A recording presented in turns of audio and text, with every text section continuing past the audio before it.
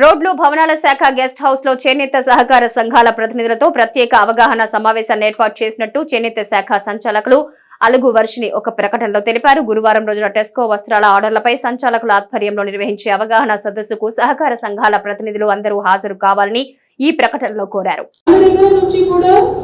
Collectorate orders local level ఏదైనా procurement orders ఉంటే ఇవ్వండి అని మీరు మాట్లాడండి.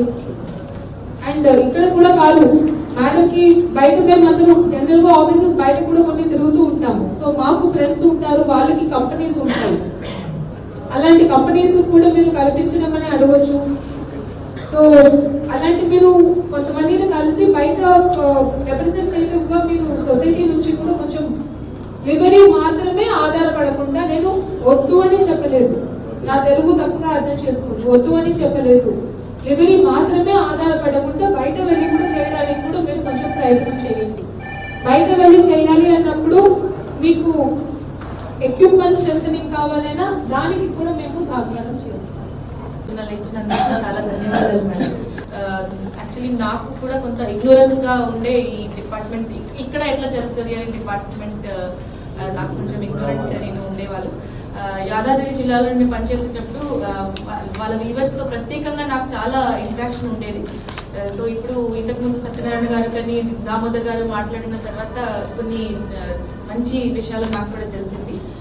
సో ఈ మీటింగ్ దృష్టిలో పెట్టి కొన్ని విషయాలు నాకు అంటే ప్రత్యేకంగా మనం ఇక్కడ ఇమీడియట్ గా చేయగలిగిన కొన్ని సందర్భం ఉంది మేడం. అది మనకి కేడీసీసీ నుంచి లోన్స్ ఉండొచ్చు, కొలాటరల్ లేకుండా, మార్టిగేజ్ లేకుండా లోన్స్, అది ఖచ్చితంగా మనం ఎన్ష్యూర్ చేస్తాము. సో ఇది కూడా ఒకసారి డిఎల్ఎస్సి మీటింగ్ ఉన్నప్పుడు ప్రత్యేకంగా బ్యాంకర్స్ అందరికీ ఇది అవగాహన కల్పిస్తాము, ఇలాంటి చేయాలని.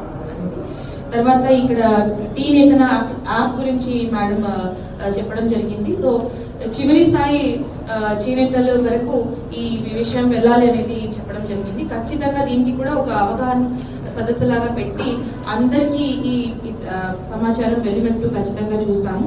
సో ఇంకా స్మాల్ సొసైటీ గురించి చెప్పారు. ప్రత్యేకంగా స్మాల్ సొసైటీ దగ్గర ఏమేమి స్టాక్స్ ఉన్నాయి అది ఈ రోజు ఏడీ గారు కూడా కొత్తగా జాయిన్ అయ్యారు మేడం. ఒక నెల అవుతుంది, జస్ట్ 1 month అవుతుంది.